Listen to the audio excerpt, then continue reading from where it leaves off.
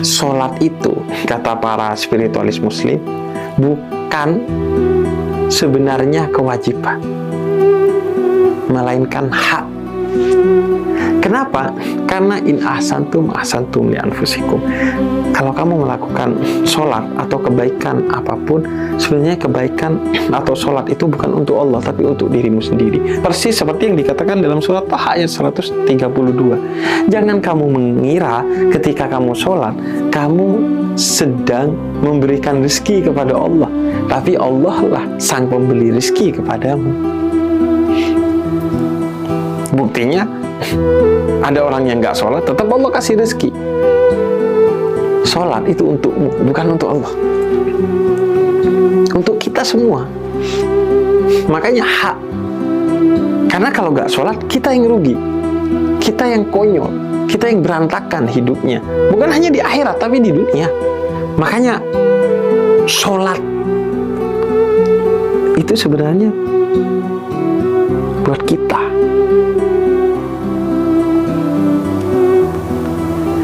Buat pertama,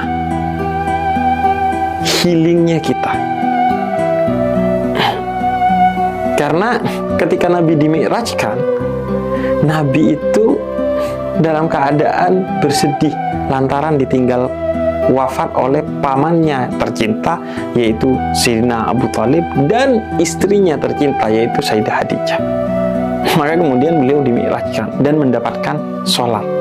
Dan sholat adalah mi'rajul mu'min, mi'rajnya semua manusia yang beriman dari umatnya Nabi Muhammad. Maka ini pelajaran bahwa Nabi pun kadang sedih, kadang sumpah, tapi healingnya Nabi itu adalah sholat. Jadi bukan berarti kita nggak boleh healing berwisata. Silahkan, cuman ketahuilah healing yang pertama dan utama adalah sholat.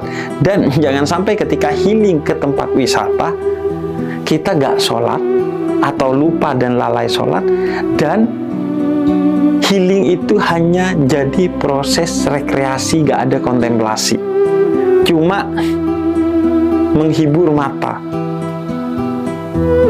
bahkan pikiran pun gak terhibur. Ketika rekreasi tetap sibuk dengan kerjaan kita di HP.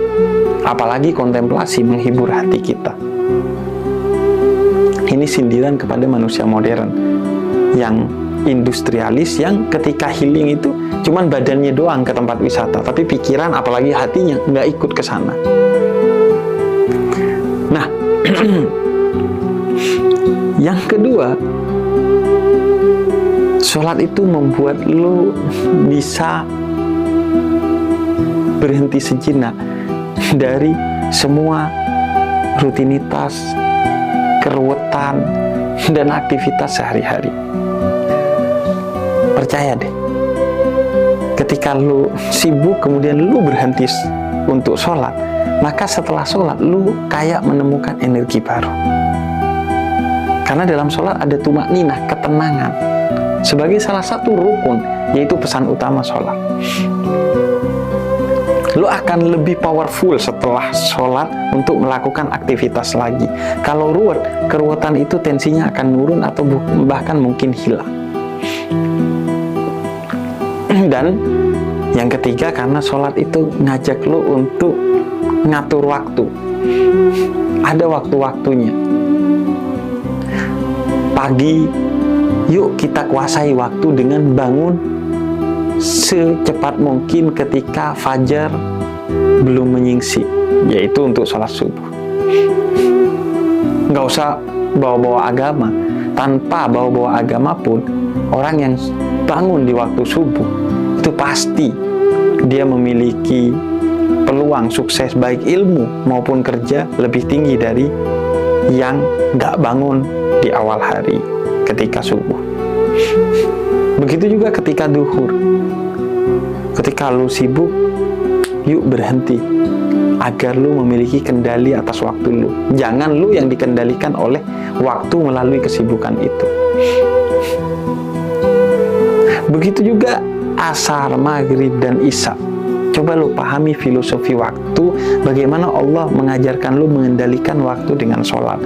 Karena manusia yang gagal dan rugi adalah yang dikendalikan oleh waktu.